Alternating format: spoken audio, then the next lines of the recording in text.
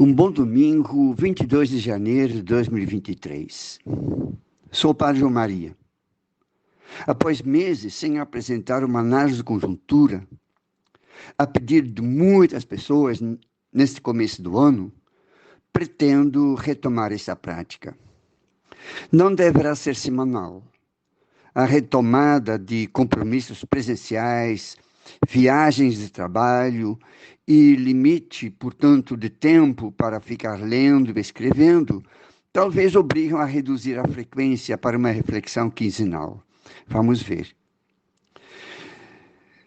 Esta análise é um pouco grande. Destaco esta semana os seguintes assuntos que eu considero centrais na nossa conjuntura. Algumas considerações sobre o golpe ainda, punição de militares golpistas, o acontecido com Paulo Lemann e as lojas americanas, os fóruns sociais de Davos, o econômico e de Porto Alegre, o social, a tabela de imposto de renda e algumas fake news para não ser repassados adiante. Como era de esperado, a vitória de Lula trouxe consequências e reações para o Brasil e para o mundo. Tentamos resumir algumas. Uma tentativa de golpe foi minuciosamente preparada. Não foram reações espontâneas, manifestação de descontentamento ou cobrança popular de direitos negados ou reivindicados. As estruturas montadas nas portas dos quartéis, o financiamento do translado da alimentação, dos alojamentos, até o pagamento dos golpistas com PIX, contaram com investimentos de ruralistas e empresas. A minuta de decreto instituindo o estado de defesa, uma intervenção militar, encontrada na residência do ex-ministro de Justiça, Anderson Torres, prestes a receber a assinatura do não mais presidente Bolsonaro, deve ser considerada prova contundente do desejo de se fazer um golpe de Estado. A passividade das forças policiais, até a sua conivência com o ato terrorista do dia 8 deste mês, e a preparação dos militares em entrar em ação em Brasília, aguardando a decretação de um decreto de GLO, Garantia da Lei e da Ordem, mostram que se tratou de uma ação bem articulada. Somente Lula não decretou a GLO porque seria entregar o controle sobre a capital do Exército, a capital ao Exército, e, consequentemente, perda de poder do seu governo. A estratégia escolhida por Flávio Dino, ministro da Justiça, deve ser considerada a mais adequada. Já no dia anterior, 7 de janeiro, Dino convocou a Força Nacional em auxílio à atuação constitucional do governo do Distrito Federal, na manutenção da ordem. Diante da notícia por ele recebida, que centenas de ônibus estavam se deslocando para a capital federal. A Força Nacional não faz parte das Forças Armadas, mas por agentes policiais e bombeiros de estados e podem ser cedidos ao Poder Executivo por até 2 anos. O Brasil não é o único país na América Latina e no mundo que conheceu golpes militares. O tratamento dos golpistas, no entanto, não tem sido o mesmo após a restituição das democracias. Argentina, Chile e Uruguai tiveram a coragem de punir militares que se envolveram em golpes ou criticaram a política de governos democraticamente eleitos. No Brasil, a impunidade reina. A Lei 6.683 de 1979, perdoou os envolvidos no golpe militar e também seus opositores. Só não aqueles que cometeram crime de terrorismo, assalto, sequestro e atentados a pessoas. A Lei 10.559 de 2002 recuperou vantagens financeiras para os anistiados. Também foram anistiados crimes de tortura ocorridos durante a ditadura militar. A eleição do Bolsonaro e o desejo dos militares de se envolverem com assuntos políticos se apresentam como consequências remotas dessa cultura de impunidade. Novamente, o general Etchegoyen pleiteia o perdão para os militares envolvidos nos atos antidemocráticos. Não seria o papel da sociedade cobrar sua punição exemplar? As Forças Armadas brasileiras se sentem e se comportam como tutela do governo civil. O texto do artigo 142 da Constituição, que reza a defesa da pátria, a garantia dos poderes constitucionais e, por iniciativa de qualquer destes, da lei e da ordem, é um texto muito vago. Mais do que combater inimigos, sejam externos, sejam internos, como consideram parte da população com pensamento anticapitalista, as Forças Armadas têm um papel de defesa da nação, não de agredir ou controlar a população. Alguns deputados, como o maranhense Márcio Gerri, do PCdoB, e Carlos Zaratini, do PT de São Paulo, defendem até a reformulação e clarificação do papel das Forças Armadas na Constituição. Bolsonaro pretendia utilizar o artigo para destituir o Supremo Tribunal Federal por romper, diz ele, a ordem e provocar uma crise entre os poderes executivo e judiciário. O seu filho Eduardo utilizou o argumento do professor e jurista ultraconservador Yves Gantra Martins para justificar uma intervenção militar, visto que os militares teriam o papel de poder moderador no país, o que, obviamente, elas não têm. A segurança interna cabe às diversas corporações policiais e não aos militares. A impunidade não atinge apenas os militares, mas também a classe privilegiada dos muito ricos. Esta semana fomos surpreendidos pela notícia de um rombo bilionário nas lojas americanas. Jorge Paulo Lemann, o seu dono, origina-se de uma família de ricos comerciantes suíços. No Brasil, fundou a empresa Aleco, no ramo de laticínios e de alimentos.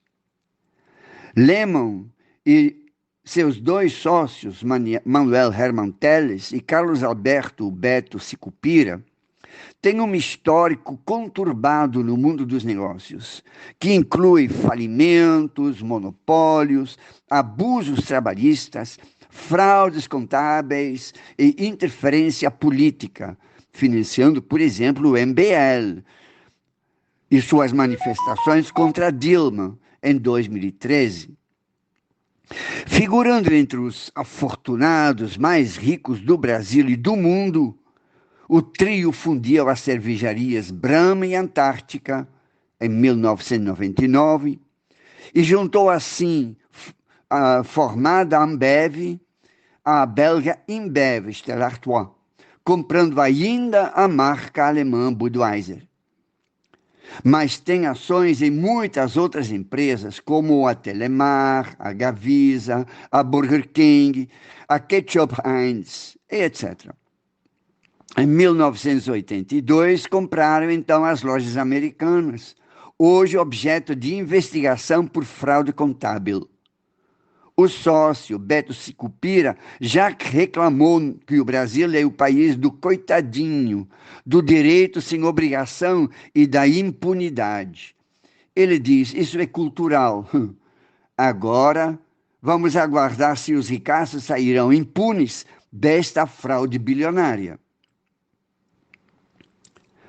O Fórum Econômico Mundial, este ano, realizado novamente de forma presencial em Davos, na Suíça, e no período costumeiro de antes da pandemia, em janeiro, se destaca pela carta assinada por mais de 200 milionários, afirmando ser justo que sejam cobrados impostos dos ricos e grandes fortunas, numa época em que a riqueza extrema convive com o empobrecimento sem limites da maioria da população mundial.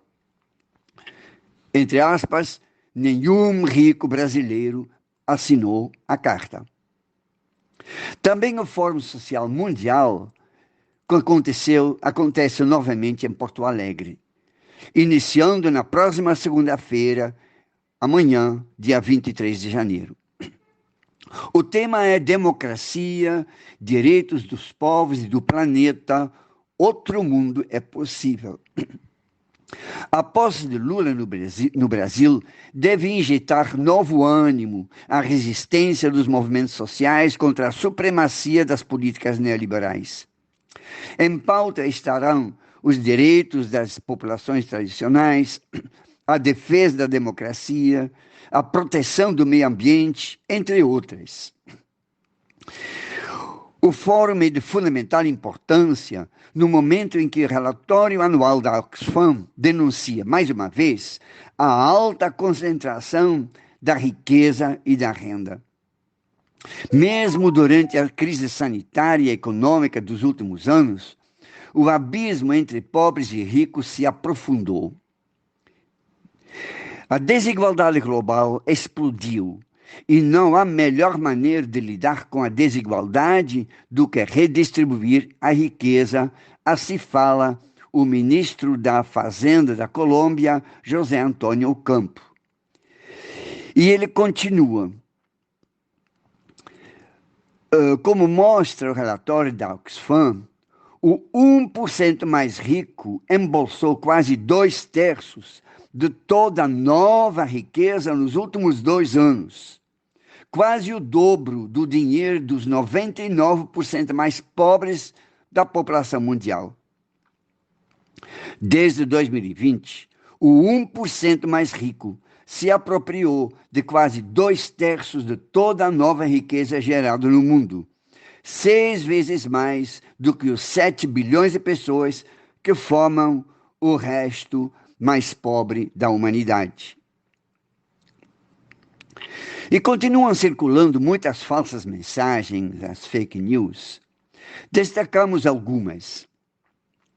Diz, Lula não ajustou a tabela de imposto de renda. É mentiroso porque, sendo promessa de campanha de Bolsonaro em 2018, reiterada na sua campanha do ano passado, ele não teve nenhuma iniciativa para rever o mínimo de renda para pagamento de imposto. Assim, em 2023, quem ganha acima de 1,5 salário já será taxado. A última correção foi feita por Dilma, em 2015.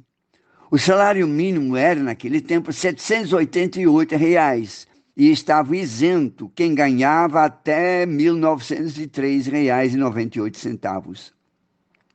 Com salário mínimo elevado a R$ 1.302, a faixa de isenção não foi alterada por Bolsonaro, que elaborou o orçamento de 2023 com base numa receita de 328 bilhões deste imposto de renda.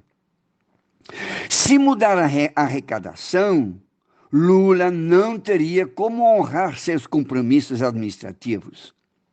A alternativa é, como diz Fernando Haddad, acertar a tabela de imposto de renda para 2024 e adequar o orçamento a esta nova arrecadação, incluindo e aumentando as alíquotas para os mais ricos.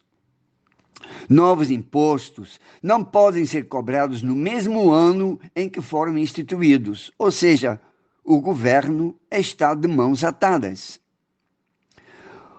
Outra mensagem falsa acusa Lula de ter dinheiro no Banco do Vaticano. E conforme a circulação de outras mensagens mentirosas, o Papa Francisco estaria disposto a acabar com a Bíblia. Existe coisa mais inacreditável e mentirosa? Vamos nos proteger e não divulgar à toa mensagens sem conhecer suas origens e pesquisar a sua veracidade. O que não é fake é a situação dos Yanomamis em Roraima, que deve nos emocionar a todos. Outra prova do genocídio do Bolsonaro e sua laia no governo. Em outubro de 2021, ele visitou o garimpo ilegal em Roraima, gastando mais de R$163 mil do seu cartão corporativo, mas não quis saber a situação calamitosa em que se encontravam os indígenas na terra Raposa do Sol.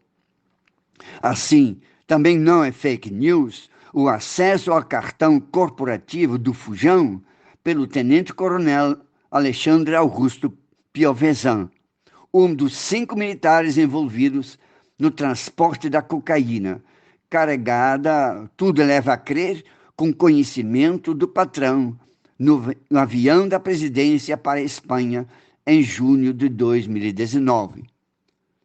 Me desculpem esta longa análise de conjuntura. Hesitei muito em refazer, mas espero receber a sua aprovação para dar continuidade a estas análises. Um bom domingo e boa semana para todas e todos.